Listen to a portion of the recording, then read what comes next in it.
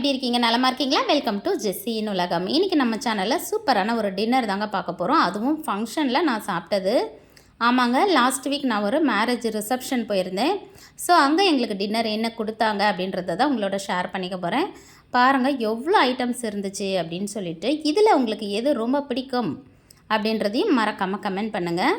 So அந்த சாப்பாடு வந்து ரொம்பவே சூப்பராக இருந்துச்சு. முக்கியமாக அந்த ஸ்வீட் வந்து எனக்கு ரொம்ப பிடிச்சிருந்துச்சுங்க.